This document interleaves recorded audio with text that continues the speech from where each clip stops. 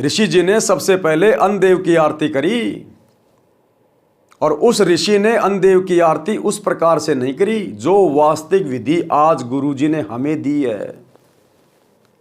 तो गुरुदेव हमें समझा रहे हैं, क्योंकि अभी भी गुरुदेव की संगत में काफ़ी संख्या में भगत भाई बहन ऐसे हैं जिनको काफ़ी लंबा समय हो गया है भक्ति करते करते, जिनको शतनाम और शारनाम भी मिल गया है। उसके बावजूद भी वो भाई बहन भोजन खाने से पहले अन्नदेव की छोटी आरती और भोजन खाने के बाद अन्नदेव की बड़ी आरती नहीं करते हैं। तो हम परमात्मा के दोषी बन रहे हैं, हम उनकी आज्ञा का उल्लंघन कर रहे हैं। अरे ये तो आम समाज में आज से 20-25 साल पहले हम देखा करते थे, जब छोटे छोटे थे। हमारे दादाजी, हमारे पिताजी, अन्य व्यक्ति जो कोई रिश्तेदार होते थे, जब वो खाना खाना शुरू करते थे तो वो भी रोटी का एक टुकड़ा सब्जी में लगाकर साइड में रख दिया करते थे, और हाथ जोड़ के जो मर्जी कुछ भी बोलते थे, भगवान से अरदास करते थे, और खाना खाने के बाद लास्ट में फिर उस टुकड़े को खाया करते थे और भगवान का हाथ जोड़ के धन्यवाद करते थे। आज तो हमें सत भक्ति प्राप्त है, आज तो हमें वो वास्तविक आरतियां प्राप्त हैं। तो भाई बहनों को शिक्षा दे रहे परमात्मा कि आप लोगों ने अन्नदेव की आरती किए बिना खाना खाने से पहले और खाना खाने के बाद अवश्य करनी है।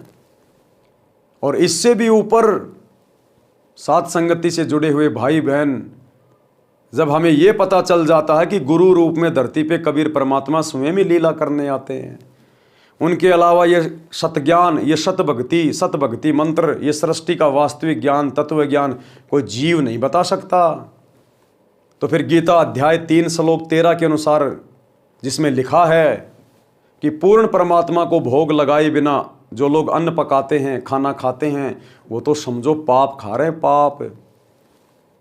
तो धरती पे तो किसी को नहीं पता इस बात का कि पूर्ण परमात्मा कौन है, लेकिन हम सत्सेवक भाई बहनों को पता चल गया।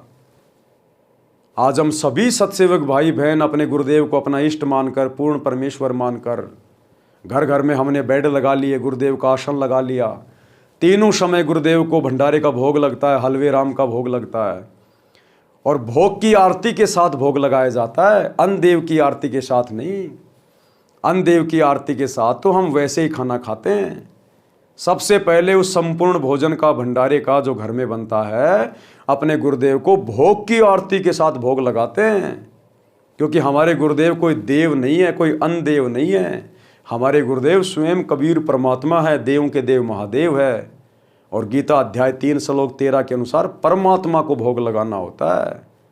तो हम सत्सेवक भाई बहन अपने गुरुदेव को भोग की आरती के साथ भोग लगा के ही भोजन करते हैं। फिर वो प्रसाद बन जाता है, पाप नाशक प्रसाद बन जाता है। तो आप और हमारा कितना बड़ा सौभाग्य। बाकी संगत तो अभी अन्नदेव की आरती भी ढंग से नहीं करती है, भोजन खाने से पहले और खाने के बाद में।